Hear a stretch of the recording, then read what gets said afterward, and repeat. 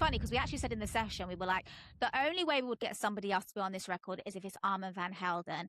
And then literally like 3 months later, my management called me like, are you sitting down? And then I looked up and I was like, oh my God, there's like 35,000 people here right now. But you really start overthinking it, you get into your head and you start looking at other people. And I've never been the kind of person to pick up my phone and like, compare myself to other people now. And I'm doing it. And I'm like, why am I doing this to myself? And also that's another way to get eyes on you rather than sitting around waiting for people to respond to you. Just do it yourself. And then if it builds the traction you want, that's what labels want these days, and you've done the work and it's up to you. Should I now let them do it, or should I just keep it myself and carry on what I'm doing? Hello and welcome to the Beat podcast, where we go beyond the music to uncover the stories behind the artists, records and industry professionals shaping today's dance music scene. Very quickly before we get started, a big thank you as always for listening and supporting the podcast. If you haven't already, please like, share and subscribe. It really does mean a lot and help us out. Right, on this episode is Raphi, one of my favorite people in the music industry. She's a songwriter, DJ, producer and label head. She's collaborated with the likes of Laidback, Patrick Toppin, Armand Van Helden and more alongside her own releases. And I loved catching up with her and having her on the podcast. So let's get into it. Raphi, welcome. Yeah. Hi, thanks for having me. Of course. Thank you for coming on. How are you? I'm good. I'm in and out of being quite sleepy at the moment. And I don't know if it's just the hay fever or the weather or what's going on, but you've got me. I'm awake. So do you struggle with hay fever bad? I take like hay fever tablets, like Smarties year round. Everything. Like, have you heard that you can have jabs now? But apparently, the NHS have stopped it. It's not very good for you. So I was going to get it done this year, and then I was reading up all the negative and positives, and I was like, not sure I would have risked that. I was saying to a friend, so I was at a wedding over the weekend. Nice. And I was saying to a friend, so my partner Liv gives me like a little vitamin box kind of thing. Like I call it my pill box. Yeah. So she fills it up every week, and honestly, she could give me anything and I'll just take it. So I'm hoping that don't ever upset her. I know exactly. So if something happens to me, you know who culprit number one is. But I love that. I think hay fever is one of the many tablets that I take every day. It's gotta be in there. But I'm glad you're keeping well, man. What's been going on? God, good question. There's a lot. Do you know what? I feel like it's peaks and troughs is my new phrase at the moment. Yeah. It's like so packed out, then nothing, but in that period of nothingness, I'm like packed out studio wise. And then all of a sudden you get a message and you're like, oh God, I've got to go here now. I've got to go there. Even this morning, it was like, oh, are you free in 2 weeks time? We need to have you here in Amsterdam to do this. And I'm like, oh, okay. But it's all amazing stuff, working and finally releasing my new project. Yeah. So there's a lot of promo for that now. And just gearing up for it all, which is really, really exciting. Amazing, mate. Very exciting. I guess we would be complaining if we weren't being pulled in all different directions and we didn't have loads going on, as much as I guess we would love to just sit down and watch Netflix all day, every day.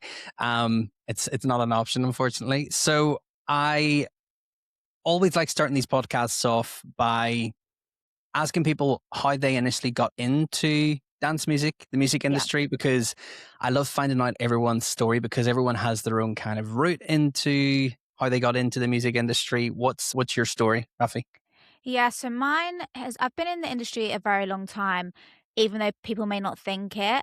But my first foot into dance music actually was a bit of an unconventional way. I kind of fell into it, but then I've always loved, dance music. I just didn't realize that was my calling until kind of certain events happened. And I started off as a writer originally for a lot of dance acts and DJs. And then I was just like, there's something that's so amazing where you can write and put your voice, because I sing as well as produce now. And there's, such a nice way of like, I can put my voice on so many different genres. I don't have to stick to one sound in house. And, it doesn't have to be house. It could be EDM. It could be this. It could be that, techno, which is great. But whilst I was doing it, I just really felt like it's not me. And through that process for me, I was like, right, after I had a number one with Laidback Luke in America, which was insane, and he's so lovely. Honestly, he's like a mentor to me. So that was actually like my kickstart into dance music. And then I had the privilege of working with Patrick Toppin, and we had Whisper, which also was the next platform for me. But then it was when I worked with Patrick that I sat down and had a chat with him, and I was like, look, for me, I want to DJ. This is where I want to take my project now. And, people only know my voice, and I need to make that transition. And I want people to start taking a bit more seriously of what I really want to be doing. So it was a process, but it's really funny. Actually, I started DJing because I was on a holiday. I'll make a short version of the story. I went on a holiday to Ibiza for a girls' trip, but Yeah. come on, Ibiza is not a holiday when you're in music, right? Like it's No. just not when you live and breathe dance music. It's not a holiday. So I was like, girls, like you go out if you need to, but I'm gonna go do my networking. If you want to come, obviously come. I'll get you into free clubs. I know enough people Yeah. like, we'll do what we need to do. But I was like, it's not really a holiday for me. So they were like, no, we'll come with you, all this stuff. I started reaching out to some booking agents. At the time, I had the number one with Laidback Luke. So I was like reaching out to perform that record. And I got through to someone at Ibiza Rocks, and they replied being like, great, what do you play? And at that time, I wasn't even thinking about DJ. And I was like, what do I play? And I Yeah. said to my boyfriend, because he's a DJ, I was like, he says, what do I play? And he's like, I think he thinks you're a DJ. I went, well, I I better be a am now. DJ then. I am now. Literally, that was it. And that kickstarted it all for me. And it's so funny because we actually found a video from Yeah. like 10 years ago now of me messing about on some decks in his studio, my boyfriend's studio, and me never not knowing what they like, how to use them. And I was like, come on, I'm going to be a DJ. And I'm like, look where I am now. It's just so Yeah. funny seeing that transition of everything. So yeah, I didn't play that show in Ibiza because when I do something, I want to make sure I do it and do it my Yeah. best. But I came home from that holiday so inspired, and then literally a week after I got asked to do a Tom Zanetti release party of Ministry of Sound, and I did play that, and from that it was kind of a snowball effect and got more gigs, and then just started doing more, and I haven't stopped since. So Amazing, mate. quite a long-winded journey there, Yeah, sorry. loads to unpack there. Yeah. So, like, obviously, songwriting was first before then DJing came along. Is that Yeah. right? Yeah, exactly. Yeah. So I was actually like a pop girly before, way before, and I actually released quite a lot of pop songs. Don't really like people knowing that part. I have Yeah. tried to take a lot of them down. But then I realized again, I put it all out in lockdown, and I was like, within like 10 minutes, I took it down. I was like, I've spent, years working on this. It doesn't feel like me. I've got to take it down. And that's when I realized it's not my calling. I actually have love dance music. I'm just fighting against it. Yeah. So, were you obviously doing the pop stuff before COVID? Was that kind of your? Do you come from like a musical family or anything? I What don't was? come from a musical family. My dad and my mum absolutely love music. So I've been brought up on like literally every day we have speakers on around the house blasting. Like my dad will be teaching, like listening to Luther Vandross, the Supremes. My mum's a massive George Michael fan. So a lot of the 80s and 90s is such a big inspiration to me, which I feel like actually comes through my music, especially my latest project as well. Yeah. I wanted to make sure I kept that because for me, that's my favorite music. It really is. So merging those like them together, I think is just a perfect like substance of classic house. Yeah. Big soul vocal over, just oh good. Oh, I love it. Yeah, growing up with Luther Vandross and George Michael, very, very nice tastes in the house Yeah. music of Raphi growing up. Yeah, you'd mentioned like I was going to tip on that about your because I feel as though your sounds kind of evolved a little bit over the last year or Yeah. so, and the last record that you did and the new one, it does have that kind of big 80s sort of synth kind of sound to it. Was that the reason, like, was that the inspiration behind the new sound going back? Yeah, it really was. It was 2 years ago actually where I started that project, and there was one song that I wrote and it just all clicked for me, and I was like, do you know what? I don't know, maybe because I was working with so many different artists and you're constantly, having people talking to you in your ear, like, you should do this, or you sound great, or you should do this, do that. But it's when I first actually got into production and started producing a bit more that I was like, I'm kind of bored of people telling me what to do rather than like, I want to do what I want to make. At the end of the day, I feel like if you're not proud of your own music, how can other people like gel with it and vibe? Because people feel if something's fake, is what I've really learned. Yeah, Especially when DJing as well. Like, even though we're DJing other people's music, if you're not enjoying the music that you're playing, people will really feel that and they're not going to dance with you. yeah, So I was just like, I need to really just step back and make sure what I'm doing next is really me. like unapologetically me, you know? So the fact that even if nobody likes it, at least I can be proud of it and sit in my little my studio here and just listen to the music. Absolutely. Like, obviously, running the label and stuff, I'm a firm believer in, like, you can't please everyone all the time No. and you're not going to make everyone happy.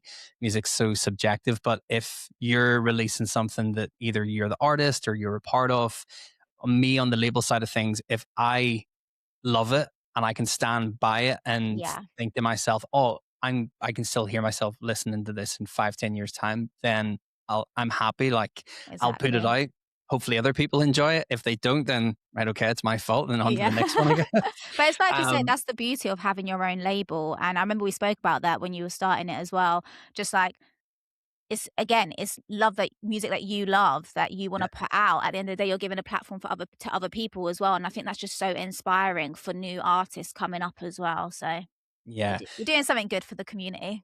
Thank you. I'm trying, Rafi. Yeah. You'd mentioned about the collab with Laidback Luke, an absolute sweetheart, like you'd said. He's such a legend. I feel as though that was kind of, especially on the dance side of things, was like your breakthrough moment, like Mhm. to be a part of that record. How did that collab come about with Luke? Do you know what? I can't actually remember. It feels like a long time ago now of how it actually happened. But the record, I was in a session in Berlin with some friends, and I had a meeting to go to. But I was like, guys, I just have this idea quickly. I'm not actually gonna sing it, but I just have this, like, I'll just put it down how I hear it. I wrote it at home. Just quickly, can I lay it down and you just put something to it and then we'll send it out. So that's how it happened. Literally, I recorded the vocal within like 5 minutes. It was ridiculous. And I put this proper like soul diva voice on, not necessarily how I usually sing. And I envisioned it as I want a big powerhouse diva vocal to go on this. And then I sent it to my publishers at the time, and we just started sending it out, and it got into Laidback Luke's hands, and he was like, "I literally love this. I don't feel like I would change much to it either. I think he just changed a few bits." And he even says it in interviews, you know, sometimes that just happens where you hear records and you don't want to touch them. You don't have to touch everything just to be like, I'm Yeah, part, like he's part of the record, you know? But the bits that he did change really made it the record it is today. But he turned around and was like, "I love your vocals on it. Will you stay on it?" And I was like, oh, do you know what? It's like I wrote it lyrically is what resonated with me, because it's if there is love, you know, it's all about like bringing everyone together. It doesn't matter who you love. You can love whoever you want, and that's the story I wanted to give to the world. And I was like, but it wasn't for me to sing. I was like, can yeah, we get someone else to sing it? And he was like, honestly, I really love it. And I sat down with my mum and I went, just actually sound wise, I don't think it's me. I just don't know if I should do it. And she was like, if you don't do it, you'll be an idiot. And I was like, okay, my mom's told me now. I was like, okay, I'll do it. And you know what? I've never looked back, and it's the best decision. So my mum's always right. You yeah. know Big up, that? drums. Yeah, always. I'm like, okay, I listen to everything you say now. Yeah, was that the track that kind of gave you the confidence to think, all right, okay, I can pursue this dance music side of things now? Yeah, it really did. And again, Luke being an amazing guy that he is, he honestly would sit and have chats with me for hours just about how I was feeling about things and just making sure. And again, he would, same as Patrick, I've been very blessed to work with amazing people. Yeah. Just like they're not in it for themselves. They really want to help and give people a platform. And yeah, Luke done that for me with If There Is Love. So it was truly the beginning of something that sparked a fire in me for sure. Yeah, amazing, mate. Like, you've mentioned Patrick and Luke and stuff, like two huge established names in dance music. Is there anyone that you would like to work with? I guess it's a bit of a How cliche long's thing. the There's list? loads of people, yeah. Yeah, Everyone always goes, Calvin, Tiesto. literally. Well, it's actually funny because my number one top, literally in every interview that I would say, I actually can't say anymore because I actually have had a record out with him this year, which Yeah, the label made possible. So Armand Van Helden, that is the GOAT for me. He was legend. like my number one. But the other people that I'd love to work with, there's so many. Peggy Goo is up there. SG Lewis is up there. Tisha, I love her. I think she's amazing at what she does. I'm trying to think of there's honestly the list is so endless. I could be here Yeah. all day. The Armand collab, like you'd mentioned that the label kind of that came around from them putting pieces together was because that's with George Reed as well. That's with George Reed, Did yeah. you George work on the record before it then got to Armand, or how did the collab come about? Yeah, we did. So me and George have been working together for a while. He's another amazing producer and just a great guy. And he's quite involved in my project. So we got kind of done this one together, and then we were like, "Oh, this would be kind of cool if we got." It's funny because we actually said in the session we were like, "The only way we would get somebody else to be on this record is if it's Armand Van Helden." And then literally like 3 months later, my management called me like, Are you sitting down?" And I was like, Yeah. "Yeah." And I was in Amsterdam at the time. And I was like, "What is going on? You're acting really weird." And they're like, "Right. So, you said the only person would be Armand Van Helden. Well, we've relayed that to the team and Yeah. they've got Armand Van Helden." And I'm like, "What?" I was like screaming. I really wish we filmed me on the Zoom chat with my management because I was like crying my eyes out. I was like, "Are you Oh, serious?" But you know what? Another legend as well. And he's so, yeah, so lovely. And again, he took the track and put his touch on it. It's got the classic, when he put the classic Armand drums on it and the synth, I yeah. was just like, "Yeah, I'm done." I was like, You've taken me to another level, mate." There's like a running theme in the music industry, like everyone who's been around for so many years and everything. It's they are so lovely. Like I always say, the number one rule in the music industry is just don't be a dickhead. Like It's really no not one, hard, is it? There's a lot of people that are though. no, It's like, it's not hard to it's be nice. no, and this is the thing. I always say that, and I think I read something before that it takes more effort to be rude to someone than it does to be nice because you're kind of going out of your way to be rude Yeah. and be mean or whatever. So yeah, number one rule: don't be a dickhead. Yeah, it's Uh, funny though because they always say don't meet your heroes as well, do they? Just in case they do turn out to be a twat. Excuse my language, but so I was so nervous when I was being armed. I was like, do I go over and say hi? Is he gonna know who I am? I was sitting in the corner like, do I go now? What do I do? What do I do? And I yeah, met him and he was literally just like, Rafi, oh my god, thank you for having me on this record. I'm like, thank me. I was like, thank yeah. you. So It yeah, was that so it's a funny. big record, and congrats on kind of ticking that one off the Thank you list with very Armin. much. On the DJing side of things, obviously you kind of the gig that you had mentioned while you were in Ibiza didn't work out, but you've Mhm. obviously been back and returned to rocks and stuff since then. Like how would you describe a Raffi set now? Like your sounds, because you've obviously Mhm. found your sound and what your sound is now after the promoter Yeah. then asked you what it was. Yeah, it has developed over the last couple of years. So people that previously saw me will probably think, "Oh, she's quite a hard house DJ." But I actually started when I first started DJing more just feel good house music. I don't really know how to explain it when people ask me, but just like now at the moment where I'm at, it's like classic house mixed with a bit of tech house as well. I'm a sucker for a bit of tech house, but it's like more about energy than actual sound wise for me. So I like to have a bit of well, a lot of tunes with vocals in that people can sing along to. I want to make it feel like an inclusive party, and that's what I like to give out of my sets. Like and it like I like to also take people on a journey. So like start off with maybe something that everyone kind of knows, and then it kind of dips back into, oh, you don't really know this. I Yeah. want people to leave my sets and be like, what's that record she played? I wanna go find that. And rather than just playing all like the heavy hitters that everybody knows, I don't really like doing that. So whereas I kind of done that a bit before, and I've realized actually I miss playing warm up sets where I get to play like songs that nobody knows.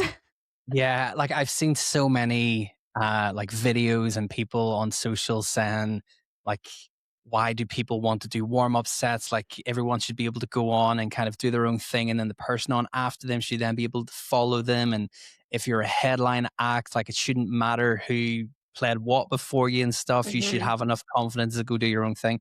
I'm completely against that, by the way. I feel Yeah, as though I agree with you. there's such a place for warm up sets. And like whenever I was coming up and DJing, started off doing like bars and everything. Like Mhm. you name something, I've probably DJed at it. Um, but it's so important to have that like experience and Mhm. to learn what to play, when to play, and to kind of read a room and stuff.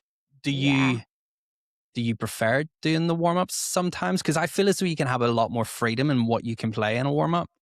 Do you know, I do it, it's like what you say, it's like I do and I don't. It depends on what day. Like, I don't wanna do it all the time, of course, because then you do Yeah, wanna play some bigger records, but it's like it's literally what you just said. I think it's actually a big art to be able to play a warm-up set, and I never really understood it before, and then I started getting into it, and I was like, "You know what? To actually warm up a crowd properly and keep them there with the energy," which is so hard in today's world, I feel, because everyone just has the attention span that doesn't really last too long, so they want every song that they know that they've heard on TikTok and stuff, but I think what also gave me the confidence with my own music is when I started playing out those records, people started singing along. I was like, "This record's not out yet. How are people finding?" So I actually quite like playing a warm up where I get to play my own music as well, Yeah. because I think that warms people into it a bit more because they're not expecting you to play the big records, so they actually vibe with you a bit more. I got to play IMS this year for Spinning Deep Party, and it was just like a mixer, but that I was warming up. And you know what? It started off with about, I think, 10 people. The set's up online, you can see that. But I was having so much fun, and the people that were there with me were really there with me. And, I got to play music that I don't usually get to play, like proper Ibiza house classics and stuff. And I'm like, "Oh, I just kind of miss that." So yeah, into your answer, I actually do miss playing warm ups. Yeah, there's such a skill to it. And like I said, you can have a lot more freedom and go back, like dig through the crate and play stuff that you wouldn't normally play and just have Hmm. a bit more fun in it and everything with it.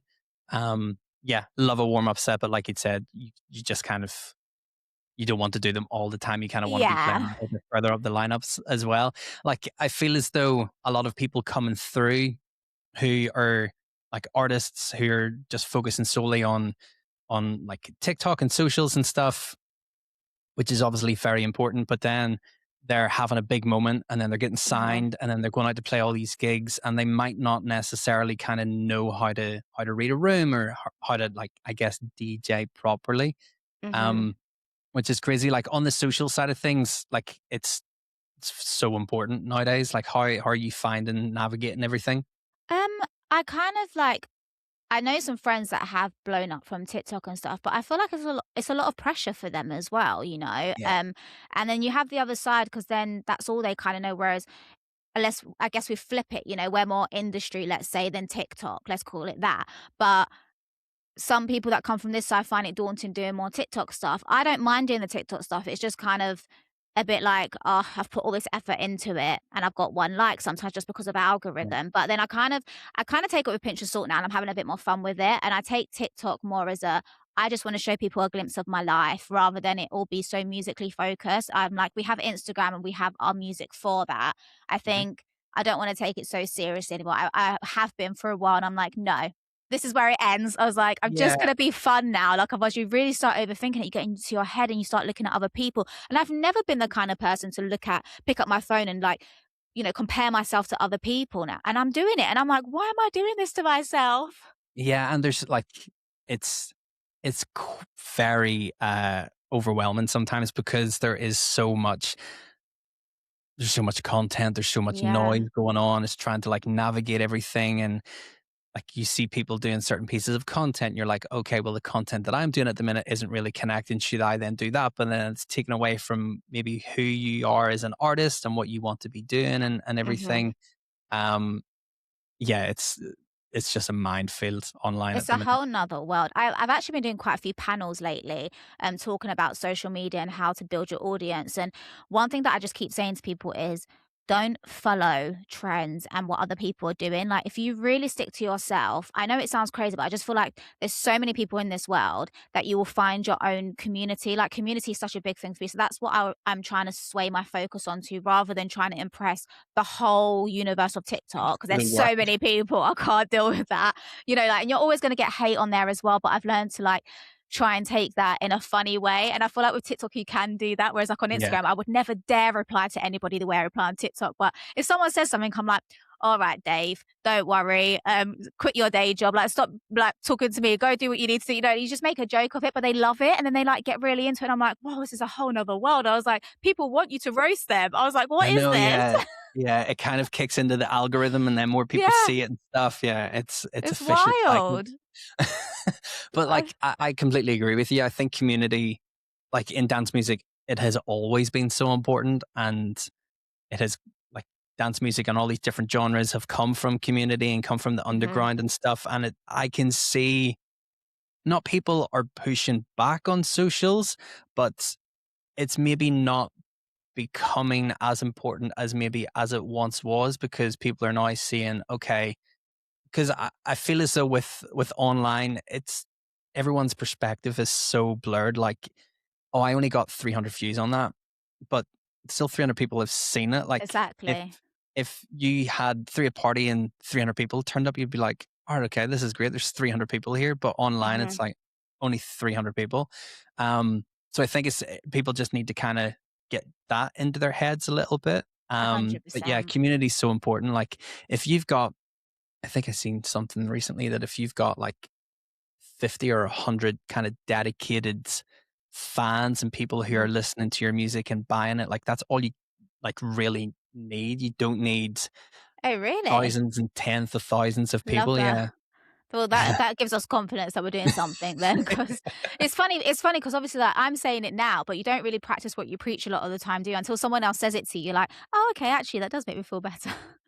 Yeah, like this is the thing. Like, this is why I love having these conversations with people. Like, I spend a lot of my week in my home office in this little Mhm. room doing everything, and like still speak to people and stuff on the phone and on message and everything. And but it's just nice kind of having longer form conversations, because Exactly. I'll be completely honest, I have daily meltdowns, even hourly Oh. meltdowns sometimes, but Oh, it's just no. nice kind of speaking to other people to be like, all right, okay, I'm not the only one that's kind of just Yeah. freaking out over over something If at the if it minute. makes you if it makes you feel better, the last 2 weeks, to be really real, I've had the biggest mental breakdown that I've ever had in my life, to the point where my parents had to step in and was like, "You need to pull yourself together, woman," and I was like, "I know," but it's like I was saying at the beginning of this chat, like, peaks and troughs, like, we don't know when it's gonna hit us, and even though, again, it's like, what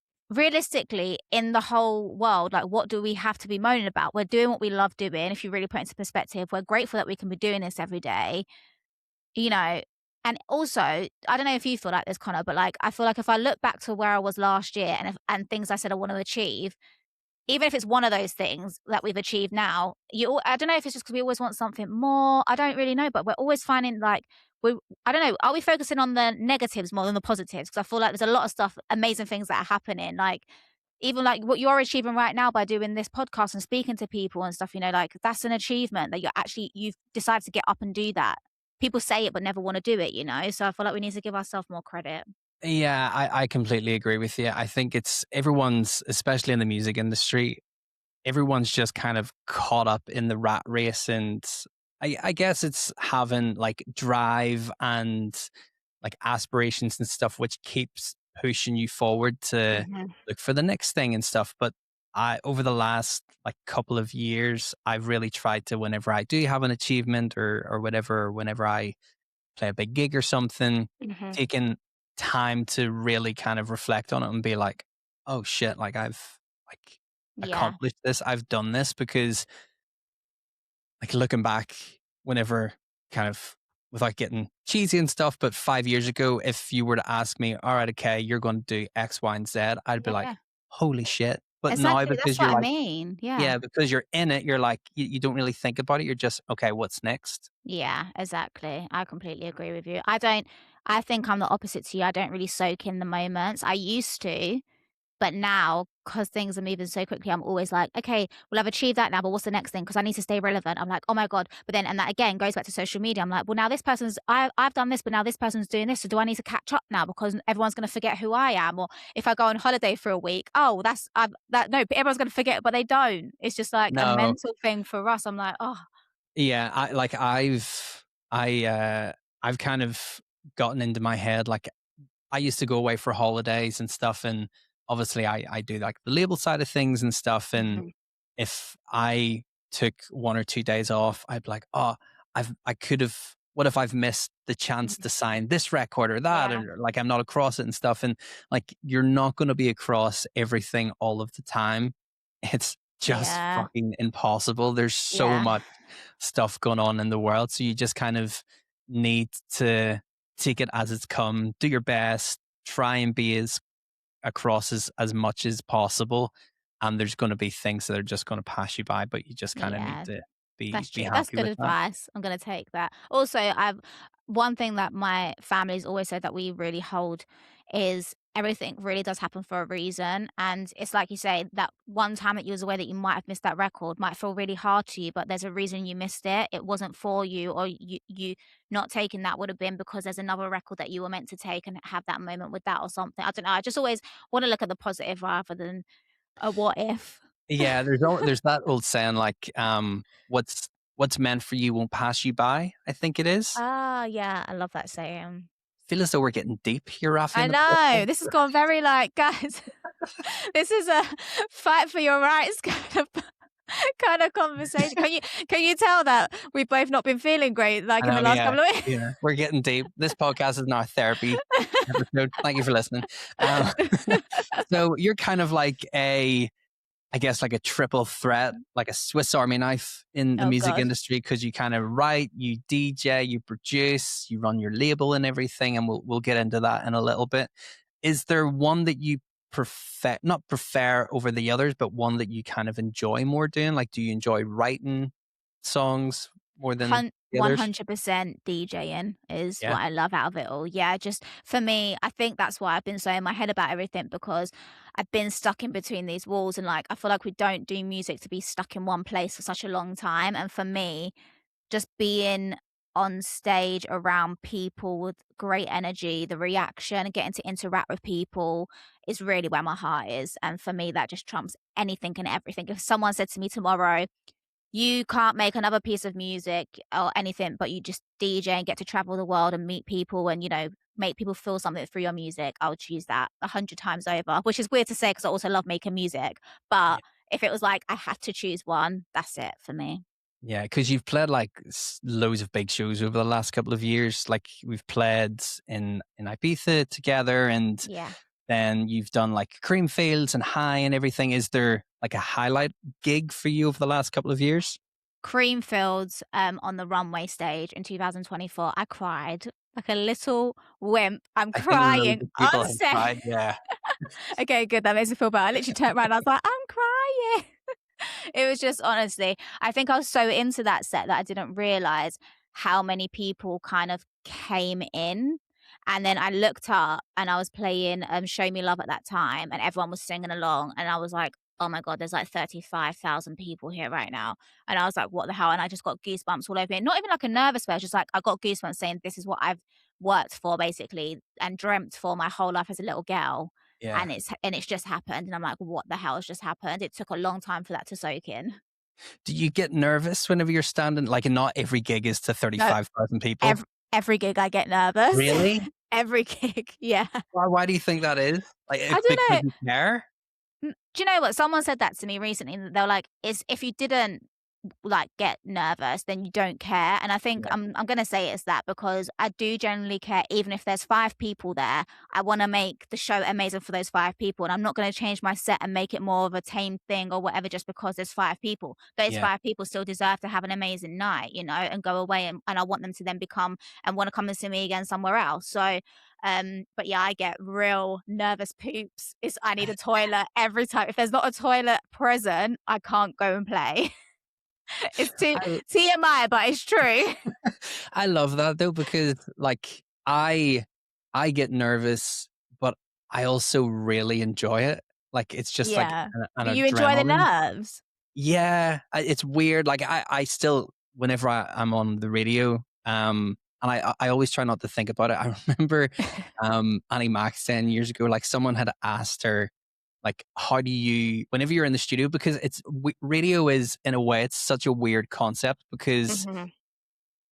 like whenever you're at in certain radio stations at like national like Radio One and stuff, you've got your producers in the studio with you, so Oh, I didn't know you feel that. as though you can talk to them whenever you're talking, but whenever you're in a radio studio, a lot of the time you're just kind of there by yourself and you're just talking to a Yeah. microphone, but there's hundreds of thousands of people listening, and it's such a weird concept. Like I remember, like I said, Annie was asked about it, and there was like a million people listening every Friday night or something, Wow. and she was like, I can't think about that because if I thought about how many people were listening, I just wouldn't be able to speak at all. It's Yeah, that is crazy. That's like having a million people in a stadium speaking to them, but that's actually a weird concept when you say it like yeah, that. I've never had anyone say it like that, so that's actually crazy.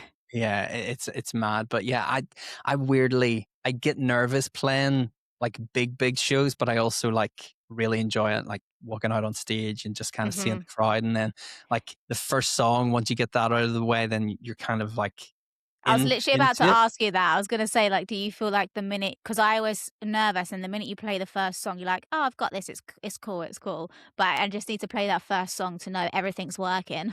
Yeah, yeah. I think the first I always walk out and think I know what the first one or two songs are going to be because I never like to plan things too Mhm. much. Like I would Yeah. like if I'm playing a 1 hour or an hour and a half set, like I'll have a folder of stuff that I want to play, but I it's not like prepped within an inch of its Yeah, life. like, you know what's happening. Yeah, I just kind of like there might be something that I had planned and planned, but then it might not be the right sort of vibe for the crowd. Like Mhm. they might not get into it. So then I can kind of go in a different way. Is there aside from the nervous poops, is there any way that you Please, no one like caption that and yeah. say that. We now have our clip for the podcast. God's sake, I Is need to be a there lady. is there any ways that you like prepare for just any gig or like the big gigs? How do you kind of Yeah, prepare I'm for them? kind of a bit, kind of like you, where I like to know what I'm going in with, but there are certain gigs that I will actually prep my set just for my nerves to know, okay, this is going to go well. I have had a few times as well where the decks just mess up and they've stopped working, so I feel like just for my nerves to be settled a little bit more when they are really big shows to me. But then saying that at the same time, I have played, on stages where it's a big event and then I'm like, okay, this really isn't working. I need to switch it up now. And then I just have to like flip it out, which I've done before. That happened when I played drum sheds with Trick and I was like, okay, I thought it was going to be a lot of a different vibe. It was a day rave, but I was like, I need to switch this up now. And then even though I had it something prepped, I just changed it. So like, it's not that I can't change it. It's just more for ease. I'm like, if I know what I'm doing, I'd rather just know. Yeah. And especially if I'm doing crazy transition stuff, then I'm like, okay, well, but now because I practice so much, because I've got decks at home, which I've now bought, I feel like it's helped me calm my nerves a little bit more because there's so many like different ways I'll know how to mix one record that I'll be like, okay, I know that song works with that, so I can do that on the fly. So it's just a lot of like more practice preparation, I'd say, rather than full on preparation. But I do love knowing all the songs that I think I'm gonna play in one folder for that Yeah. show, if that makes sense. Like I just scroll through that folder rather than being like, oh my God, what folder was that in? Because obviously we have so many songs that sometimes I can't remember and I'm the worst. Probably not a very good DJ for this. I don't know if you're probably great because you work on radio, but tell me who the artist is and what the title of the name is. I have no idea. I'll be like, I can just sing you the melody and I'll know the song, but I don't know who Yeah. it's by. So then if I'm trying to find it, I'll be like, I can't remember their name. And I'll probably turn around to my boyfriend and be like, what's that song? And he's like, can you just focus on what you're doing? And I'm like, okay, I need that. I need to play that song. So That's yeah. that is a feature that Pioneer need to kind of bring in for the CDJs. Like you've got a microphone that doesn't go out to Yes. the crowd, and then you can hum in, and then it'll That'd pick be up the song. amazing. That'd be amazing. AI Yeah, it. That's it. And it just yeah. comes We out need to like, patent that, Raphi. Create an yeah, app. don't doesn't Google have that? Like, can we not just steal the idea of whatever they I have? think so. I don't know if it's if it's a thing. I think a while back Shazam maybe brought a feature in that Oh, you Shazam, could yeah. like sing it in your own like yourself, and then it would pick it up and analyze it and recognize what the Right. actual song is. So Um, Shazam, if you wanna do a collaboration with us, Hit us up. hit us up. Yeah. You mentioned about like decks and stuff not working. Do you have any horror stories that have happened Oh, to you while loads. DJing? Loads. It's like, but honestly, if I get through a whole set with nothing happening, I thank my lucky stars. Honestly, I'm just like, is it me? Because there'll be DJs playing before, and I'm like, they have no problem. Like, what is going on? Yeah, And then I blame it. I'm like, well, they've been on forever, so clearly they're overheating now. yeah, There's no problem. It's probably me yeah. doing something. But yeah, I remember actually it was Trick Tenerife last year. I started playing, and then literally the deck just cut out, and I'm like, Oh, and then everyone's funny because they're kind of with you, but not they start booing, don't they? And they're like, "Oh, Yeah, boo," and yeah, it's like, "It's not my fault," and then they realise, and they're like, "Oh," and then it comes back on, it's like, "Oh," and then literally, like, 2 minutes later, it happened again, and I was like, "Honestly, I'm not touching the deck, it just keeps cutting out." yeah. So that was one, but you just kind of have to learn how to deal with it, I guess, those situations, and emergency loop, when that comes on, is the bane of my life, and there's been so many times I didn't know how to come out of that, but now it's kinda like, just mix in so nobody knows, just keep it because no one really knows what's going on. You can make it No. as if like you're meant to be playing that loop for hours, you know, that's how you wanted Yeah, it to yeah, be. And yeah, then you just bring something else in. People don't really care. yeah. But we care. So that we're stressing. But I've just kind of need to take a breather when that happens and be like, okay, just stay calm. Otherwise you're not going to get through it. Yeah, if you stay calm and act as though everything's going to plan, like no one will really notice. Like if that emergency loop's playing for 6 minutes straight, it's just kind of Yeah. like a you're playing a roller, like a But I wish our bodies could tell us to stay calm. I don't yeah, know. no, Has that yeah. happened to you? Have you stayed calm? Because I'm like, give me some tips. I've had it like yourself. I've had so many instances. I've done the classic where you've meant to press the play button and then press Q, and Oh, then you just it goes off completely. I was playing a club last year in Corfu, and it was like an outdoor stage, and they had like a kind of a canopy coming over the oh, top of the stage, nice. but it didn't come out far enough, so all of the stage wasn't in the shade, and like the top half of Oh, the deck was fucking roasting. And no. then the booth speakers and stuff were out in the sun, so then they were constantly cutting out, and Uh, one of the CDJs just kept like it was obviously overheating and just was not working at all. wow. So yeah, I've had hopefully that makes you feel better. I've had Yeah, it does a little bit many, think But many even issues. even when we played IB for Rocks, was it that time we done together? I remember that the decks were so in the sun that I'm like, I can't even Yeah. see what I'm queuing up as the next thing, and then I started panicking as well, like, what if I press the wrong thing? Like, venues, just make sure you've got the deck sorted for your for the artist to be able to play. Like have you played Ibiza Rocks this year? Not this year, no, I done it last year, yeah. It's so much better. Like Oh, okay, good. I played the first, like it always was good, but it was just like that was one of the issues that the the sun and stuff, like the decks would get quite warm. But Yeah. yeah, I played it the first time in May there, Mhm. and they've completely changed the layout because it feels a lot more like a daytime party, whereas before I Oh, felt as that's though good. it was like a daytime party, but then also kind of set up for like a big event. Mhm. But they have changed the stage layout, so there's like a dance floor now in front of the stage, so the crowd and stuff can get so much Oh. closer to you. Um, so yeah, That sounds really nice, actually. yeah, it's great. It's really good.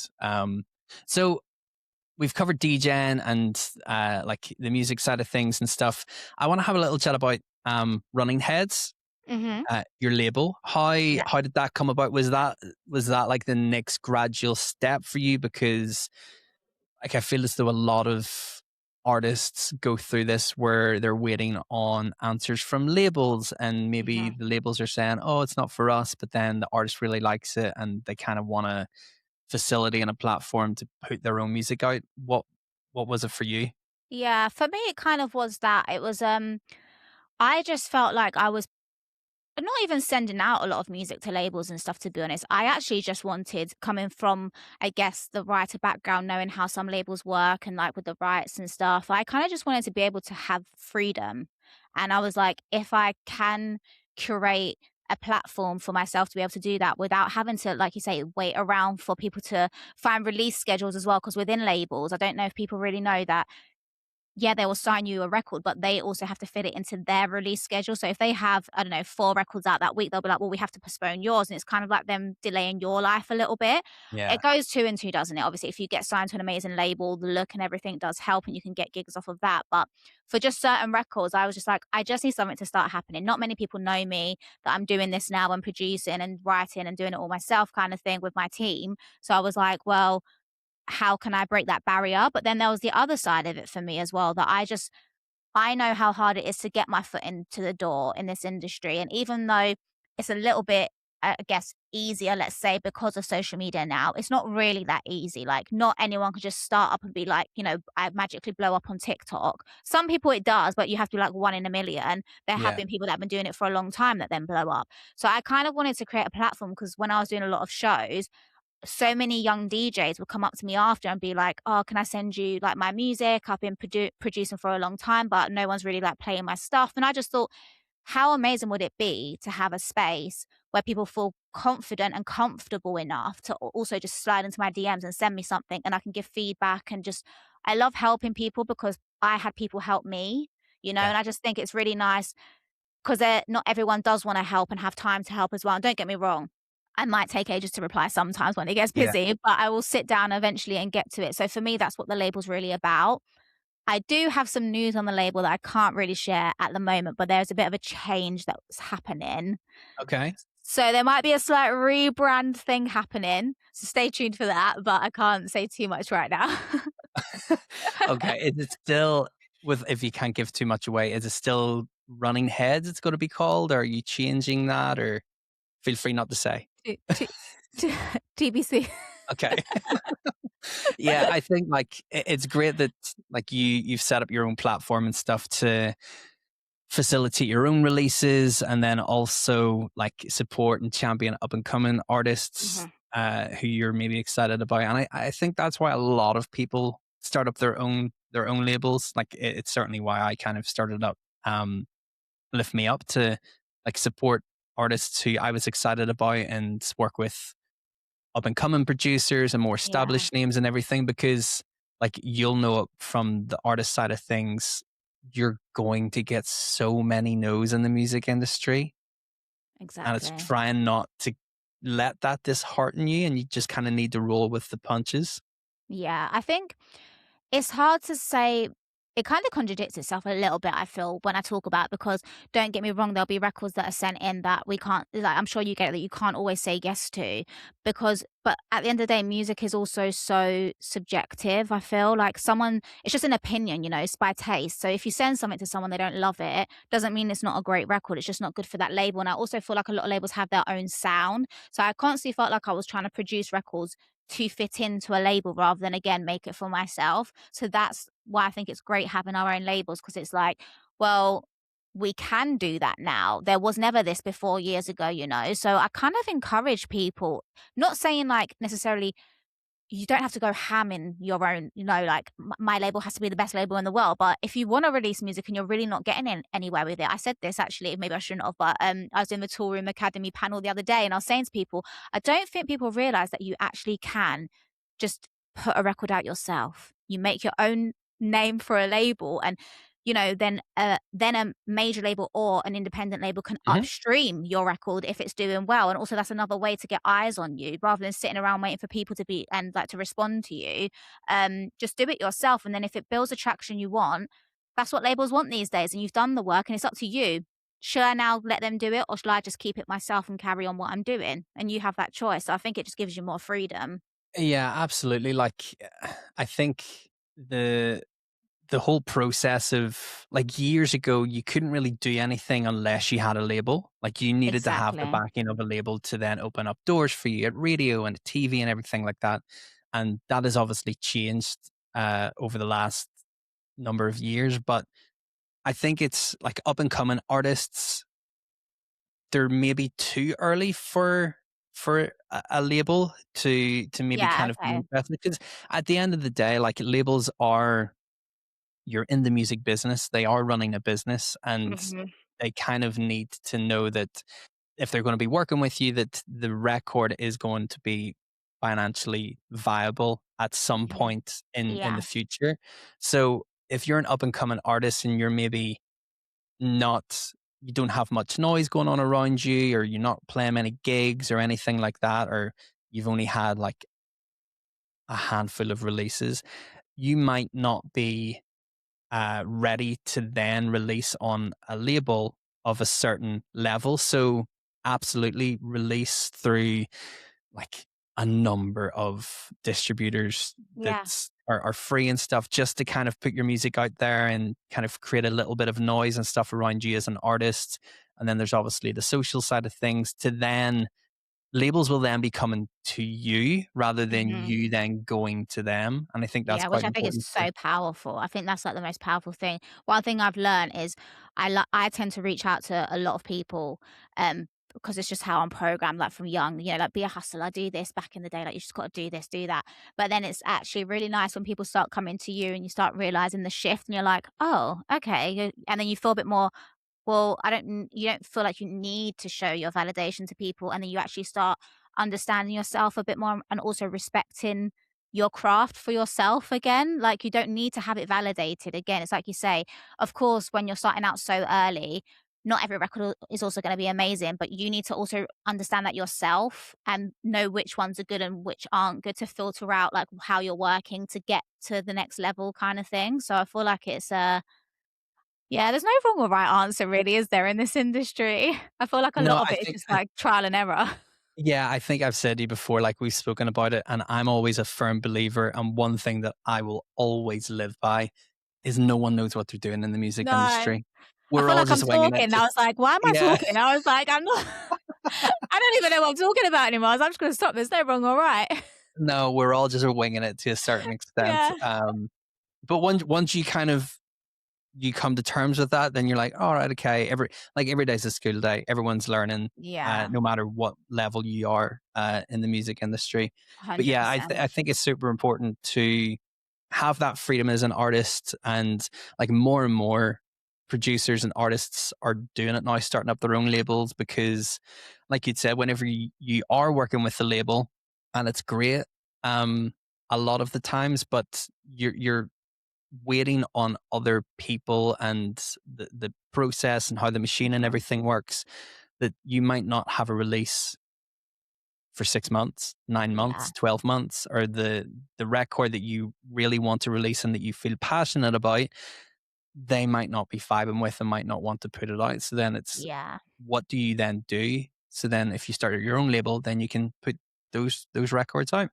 Yeah, it's really funny. It's also one of those things like people say, people want what you haven't got, right? So, but then they don't. The grass isn't always greener. Like I won't name names, but I have a friend who was signed to a major label, had like their moment, and then it kind of didn't go as planned because the label was then like dragging it out for them to have the next release, and it's gone on for like years now. But then they've now just done their own label aside from that so they can start releasing it because within their contract they can't, unless it's blah blah blah. So they've just done this now and then they're like, it feels so good to finally be able to release music again because that's all we want to do as musicians. We just Yeah. want to be able to put our music out. Otherwise, what are we doing? Like we want to make music, release it, and play it. That's literally Yeah, that's the exactly. only thing we want to do, and everything else around it is just industry rubbish that we don't want to have to deal with. Yeah, and like don't get me wrong, there's obviously a place for majors for a certain level of Of artists. Like if course. you're a brand new artist signing to a major, it might not always go the way that you maybe were told or how you thought it Mhm. was going to go. But there's good and bad things, like everything. But Everything yeah, has its time, doesn't it? There'll always be I've realized this now, even, now that I've signed my deal, which I love my team that I've signed with at Spinnin'. Honestly, I couldn't have asked for a better team, but I keep saying, "What's the catch?" Like, it always starts off great, right? I was like, "At what point does it start dipping?" yeah, Obviously, I'm hoping it doesn't, because there is the rare cases it doesn't, but just because 'cause I've seen so many things, I'm like, "So at what point does, this person stop replying, or does this start happening?" I'm like, "We're on a good run at the moment." I'm, like, waiting for it to whenever you start having big records, then Yeah. your messages will stop getting replied to. Yeah. Yeah, I'm like, "Which one?" I'm like, hopefully that doesn't happen because they are an amazing team, I do have to say that. I'm very blessed in Yeah. that sense. Um, How but long have yeah. you been with Spinning for? It's been quite recent, hasn't it? Yeah, this year, beginning of this year. I started working with them at the end of last year, since AD, they actually came to the pop-up that we done with Running Heads, and then I officially signed in January, so it's been quite Exciting. new. Yeah, Miss. feels like a new Are start. yeah, are you doing many like, I know that you're focusing on, like, your own project and stuff and, like, DJing and everything, but are you doing many sessions and stuff for you as an artist or writing for other people? Yeah, I wasn't for a long time and I'm kind of getting back into it a little bit now. It's funny, like I found the people that I kind of work with, not saying that I don't let other people win because I do, but I've kind of like we really understand the sound that we're working together. So kind of have like 2, 3 people Your that little come in and crew. out literally in this room, and Yeah. this is my garage that we've converted into a studio. So like I rock up in my pajamas, we write from morning to night. We have dinner here together. It's like a little camp basically. Yeah. And we just make the music and then see what happens. It's kind of bad because now when I go, so I went to a camp in IB for a couple of months ago, and I was like, cool, this is a very weird. I was like, I have to speak to people again now. And I was Yeah. like, oh, I have to work with people that I don't know how to, and on a time limit. Whereas here, there is no like, we have to get a song done in 3 hours or, 6 hours. We literally are working on records. Some of them happen quickly, but then we finesse them, for Yeah. weeks because we have time to go into it. Maybe a little bit too much. Maybe it's not the best. And sometimes we get a bit too into everything. We're like, okay, the song's done now, just leave it. Yeah, yeah. Whenever you were in Ibiza, were you walking down to the sessions in your pajamas as well, or was that No, a it's not the same vibe? it's not the same vibe. I have to put makeup on. I have to, whereas here I just rock up with my hair in a bun with my glasses on. Yeah, E it's Even great. today, I put my contacts in for this. Thank you. Feel so privileged, Rafi.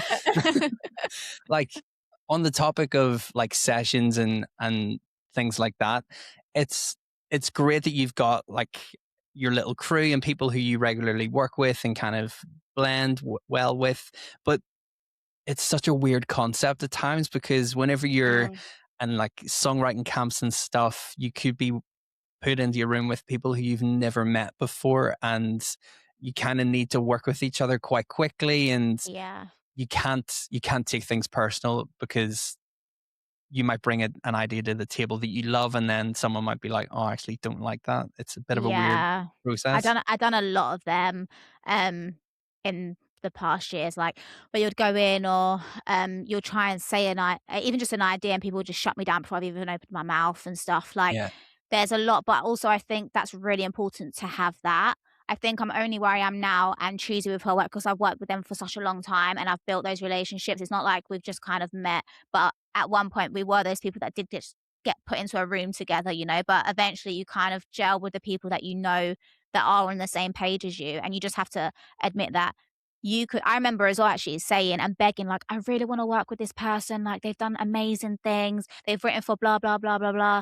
Get in the room. And we just didn't vibe. And I was like, yeah, oh my God, is it me? Like, what? I'm just not on form today. Like, oh my God, I'm not good anymore. But then you just have to really remember you're not going to gel with everyone, even if they've had a number one hit doesn't mean you're gonna write your hit with them because it's so personal music that it's just like, mhm. it's not gonna happen like that all the time. So you just have to take it. Yeah. It's crazy. Like I'd previously spoken to KLP on the podcast, and Yeah. She's she's amazing, by the way. yeah, Love her. she's phenomenal. Such a lovely person, Christy. But she also does A&R on the publishing side for Mhm. the Australian label Sweat It Out. And I was talking to her about like uh, publishing and songwriting camps and everything like that. And she had said that whenever you get into your room, you kind of very quickly need to figure out who you want to be in that room, whether you are Mhm. going to be the producer, whether you're going to be like the ideas person, or whether you're like the vibes person. She had said, like, be the Rick Rubin in the room or It's something. so Like, just, true though that there are sometimes some people go, they've done nothing on their record. I'm like, they brought the energy. Like without them yeah, being in the room, we wouldn't have had the ideas or the energy to have what we've created. So you've got to give yeah. back to people as well. They brought the energy and they brought the snacks, the most important person in the room. Yeah. I recently worked with, a guy called Tristan. Oh my God, I don't even know his surname. Is it Tristan Henry? He's doing a lot of Prosper and stuff at the moment, but I was in a room with him in the Ibiza camp, and Yeah. honestly, okay, granted, he actually is also an amazing vocalist and writer, but he was the energy maker in that room. Like, he gave me the energy to actually be like, "Yeah, this is the vibe we want," and then, like, just so you need those big characters to be in a room to really give you the power to feel good as well in yourself, even if you're kind of slightly doubting yourself with so many people around. And he gave that for me. So I actually think you need those people in a room. Yeah, love it. Right, Rafi, we're going to wrap it up soon. We're going to do a quick fire question Oh my round. God. Okay. Okay. I hate these. I never know. Are they No, hard no, questions? no, they're fine. Okay. Okay. I always see it whenever people ask me this. Top three dance tracks Oh ever. no. See, this is the thing. My brain doesn't work. Okay. You can Um, hum them. You can sing them if you want. yeah. Show Me Love always. It's just a Yeah. big, big classic for me. Um, Oh, see, my brain's not working now. Can you ask me this question another time? Okay. Well, I'll take one. Show Me Love, Robin S. Banger. Show me love, Robin S. Can I Yeah. say my own record? My next single Of coming out. course. Yeah, go for My it. next single, Giving You. I've been playing it for 2 years, and to me, it's a very special one, so that's gonna be up there. And what else should I say? Do you Mine know what? Forever. There's so many. No, I Yeah. love My Forever, but it wouldn't be one of my tops to Okay. play. Um, I like playing Like This Like That by that I signed as well on Running Heads is a great record by Cal Okay. Bateman Great. and, Liam Parkins. We've got our There you go. three. Leave it like that. Yeah. Favorite TV show? These are I don't why are these such hard my brain is not on it today. Favorite TV show? I don't really watch much TV. Um, Or oh, favorite movie? yeah, favorite movie. I love The Notebook. I love The Great Notebook. movie. Yeah. Or the other side of me really weirdly loves, Fast and Furious movies. So See, I would be with you. I loved like the first three whenever I was yeah, growing up, and then after that was just like, yeah, the first ones, Paul Walker is my yeah, yeah, God rest great his soul. movies. Yeah. Okay, you're booking a festival. Who are your three headliners? Okay. We've got Peggy Goo, Armand Van Helden, and Carlita. Okay, great. What's one thing every aspiring artist should stop doing? Caring about other people's opinions. Okay, favorite club? I love High Ibiza. I know that's probably just a cliche, but it's one of my favorites. Did you ever go to space before it was high?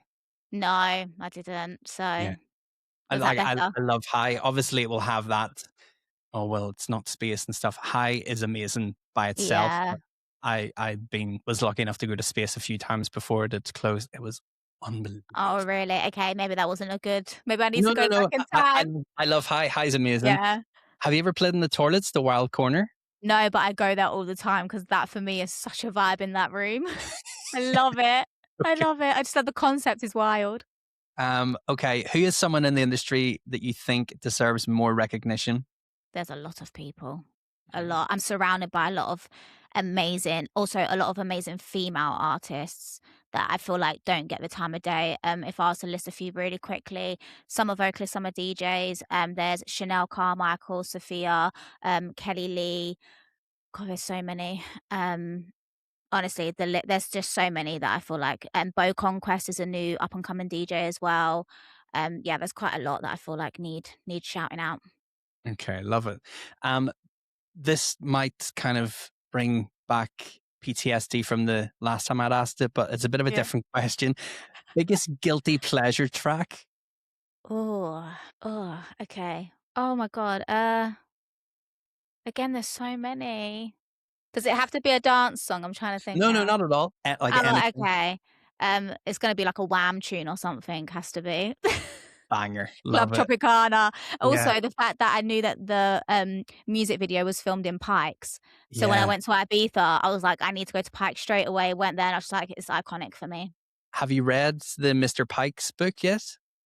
No. Oh my goodness. So Oh, I've sorry. got it. I haven't read it yet.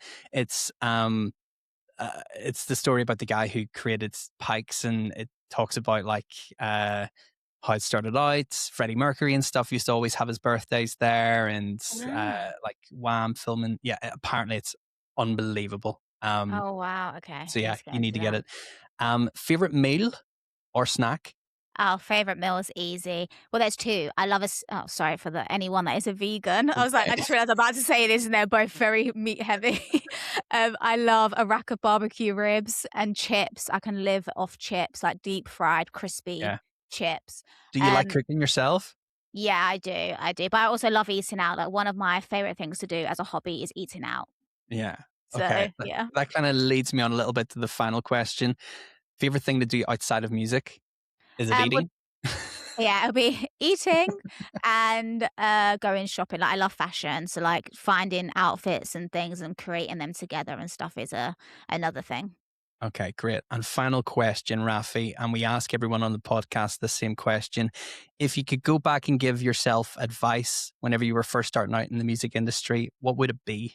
Just always stay true to yourself and don't let other people persuade you just because they've had more experience, that you think that's gonna be okay to change yourself and not necessarily guide you through journeys. I just mean your actual character. Don't let people, like, attack your personal character. Like, just be yourself at all times.